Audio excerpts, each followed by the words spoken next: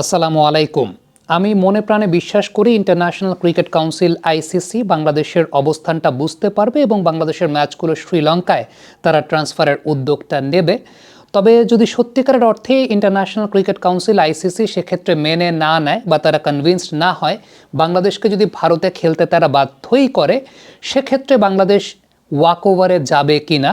Asif Akbar, Bangladesh cricket বোর্ডের সম্মানিত পরিচালক, তিনি কিন্তু একটা কথা বলেছেন যে বাংলাদেশ ওয়াক ওভারে যাবে, অর্থাৎ বাংলাদেশ টুর্নামেন্টটা কুইট করবে, টুর্নামেন্টটা খেলবে না যদি একান্তই ইন্ডিয়াতে গিয়ে খেলতে হয়। মানে ইন্ডিয়াতে গিয়ে খেলাটা তাদের জন্য যদি বাধ্যতামূলক করা হয় যে ইন্ডিয়াতে গিয়েই খেলতে হবে, সেক্ষেত্রে বাংলাদেশ ওয়াক ওভার দেবে, অর্থাৎ টুর্নামেন্ট বর্জন করবে। এই জায়গাটাতে কয়েকটা এক্সাম্পল আমি আপনাদেরকে দিতে চাই যে এরকম ঘটনা কিন্তু অতীতেও ইন্টারন্যাশনাল ক্রিকেট কাউন্সিলে ঘটেছে কিংবা আইসিসির ইভেন্টগুলোতে ঘটেছে।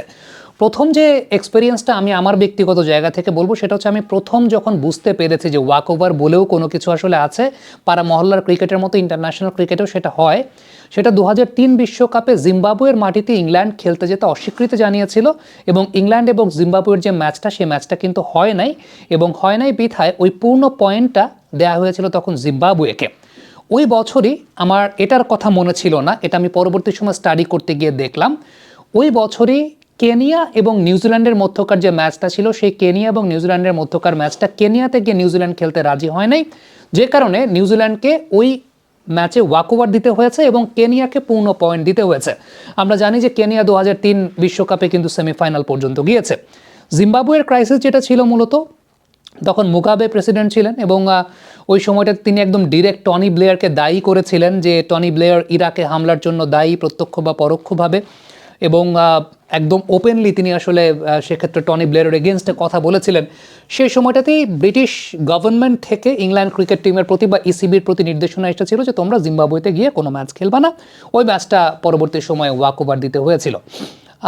96-এর ঘটনা যদি বলি, 96 ওয়ার্ল্ড কাপের সময় দুটা ঘটনা আছে, যেটা আমার তো আসলে দেখার কথাই না, ওই সময়টা মনে থাকারও কথা না। সো যেটা পরবর্তী সময়ে আমি দেখলাম স্টাডি করতে গিয়ে, সেটা হচ্ছে 96-এর ওয়ার্ল্ড কাপের সময় শ্রীলঙ্কাতে গিয়ে খেলতে অস্বীকৃতি জানিয়েছিল অস্ট্রেলিয়া এবং ওয়েস্ট ইন্ডিজ, যে নিরাপত্তা ইস্যুর কথা মাথায় রেখে তারা সে সময়টা এই সিদ্ধান্ত নিয়েছিল এবং ওই দুইটা ম্যাচ শ্রীলঙ্কা কিন্তু পূর্ণ পয়েন্ট পেয়েছে, ওয়াক ওভার পেয়েছিল এবং ওয়েস্ট ইন্ডিজ এবং অস্ট্রেলিয়ার সঙ্গে শ্রীলঙ্কার ওই দুইটা ম্যাচ হয় নাই, শ্রীলঙ্কা পূর্ণ পয়েন্ট পেয়েছিল। সো ইন্টারন্যাশনাল ক্রিকেট কাউন্সিলের টুর্নামেন্টগুলোতে কিন্তু এই নজিরা আছে। তবে বিষয়টা যেটা, সেটা হচ্ছে পরবর্তী সময় কিন্তু আমরা দেখলাম যে হাইব্রিড মডেলের আইসিসির ইভেন্ট বা হাইব্রিড মডেলের আইসিসির টুর্নামেন্ট, যেইখানে ইন্ডিয়া পাকিস্তানে গিয়ে চ্যাম্পিয়ন্স ট্রফি খেলে নাই, সেটা আমরা দেখেছি যে ইন্ডিয়া পাকিস্তানে গিয়ে চ্যাম্পিয়ন্স ট্রফি খেলে নাই, এবং এশিয়া কাপও আমরা দেখেছি যে আলটিমেটলি ইন্ডিয়ার জন্য একটা পার্টিকুলার ভেন্যু, আলাদা একটা ভেন্যু ছিল। সো সব কিছু মিলিয়ে আপনি যদি চিন্তা করেন যে আলটিমেটলি পাকিস্তানও এবার খেলছে না ইন্ডিয়ার মাটিতে গিয়ে, সো পাকিস্তানও খেলছে তার একটা নিউট্রাল ভেন্যু শ্রীলঙ্কাতে, মানে শ্রীলঙ্কাতেও তারা ওই জায়গাটায় ভেন্যুটা শিফট করে নিয়েছে। সো এখন যেহেতু হাইব্রিড মডেলের চল এসেছে, সো উই ক্যান এক্সপেক্ট যে যখন হোম মিনিস্ট্রি কিংবা মিনিস্ট্রি থেকে, সরকার থেকে এরকম নির্দেশনা দেওয়া হয়েছে, সরকার থেকে এরকম নির্দেশনা দেওয়া হয়, সেটা তো আইসিসি ইন্ডিয়া পাকিস্তানের ক্ষেত্রে মেনেছে, বাংলাদেশের ক্ষেত্রে যদি না মানে তাহলে সেটা অবশ্যই দ্বৈত আচরণ করা হয়ে যায়। আর আরেকটা কথা, অনেকে বলছেন যে এক্ষেত্রে আইসিসির লাভ লসের ব্যাপারটা, আমার তো উল্টা মনে হয় যে আরও লাভই হবে। লাভ কেন হবে? প্রথমত ইন্ডিয়াতে যদি বাংলাদেশের ম্যাচগুলো হতো, দর্শক যাইতো না, ইন্ডিয়া তো দর্শকদের ভিসাও দেবে না, সাংবাদিকরাও কভার করতে পারবে না। সো এন্টায়ার ইকোসিস্টেমের মধ্যে একটা প্রভাব পড়বে, টিকেটিং প্রাইস থেকে শুরু করে সব কিছু। ইভেন ইন্ডিয়াতে যে ব্রডকাস্টিং, তারা তো কনসিডার করে যে বাংলাদেশের ম্যাচগুলো non high voltage match, so ultimately তাদের সেই জায়গা থেকেও একটা ব্যাপার। অন্যদিকে শ্রীলঙ্কাতে যদি খেলা হয়, দর্শক যাবে, শ্রীলঙ্কাতে খেলা হলে বাংলাদেশ থেকে দর্শক যাবে, যারা প্রবাসী শ্রীলঙ্কাতে আছেন তারাও যাবেন। আর মোস্ট ইম্পর্টেন্ট যে ব্যাপারটা, সেটা হচ্ছে ব্রডকাস্টিং খরচ অনেক বেশি মাত্রায় কমে যাবে। কোন জায়গাটায় কমে যাবে? প্রতিদিন 3টা করে ম্যাচ, 3টা ভিন্ন ভিন্ন প্রোডাকশন ইউনিট, একটা শ্রীলঙ্কাতে, 2টা ইন্ডিয়ার 2টা জায়গায়, মানে 3টা প্রোডাকশন ইউনিট।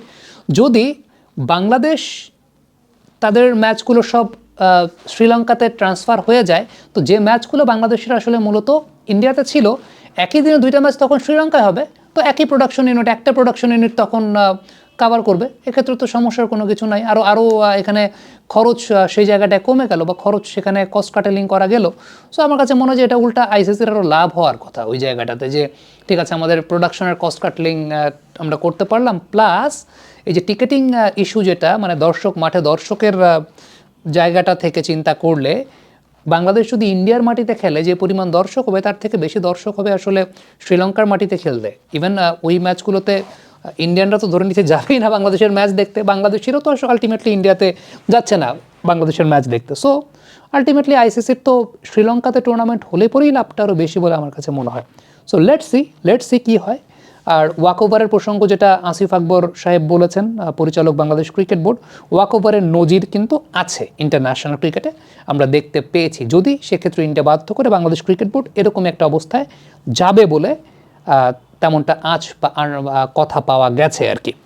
সো দর্শক, আপনাদের কাছে মতামত জানতে চাই যে যদি বাংলাদেশকে একান্তই ইন্ডিয়াতে খেলতে বাধ্য করা হয়, সেক্ষেত্রে কি বাংলাদেশের ওয়াকওভারে যাওয়া উচিত নাকি যাওয়া উচিত না? আপনাদের মন্তব্য মতামত নিয়ে আমি আরেকটা ভিডিও করবো ইনশাল্লাহ, যে আপনারা কে কী মনে করছেন এক্ষেত্রে, আপনাদের কি মতামত মন্তব্য সেটা নিয়ে আলাদা আরেকটা আপনাদের রিয়াকশন ভিডিও আমরা করব। কমেন্ট বক্সে মন্তব্য জানতে চাই।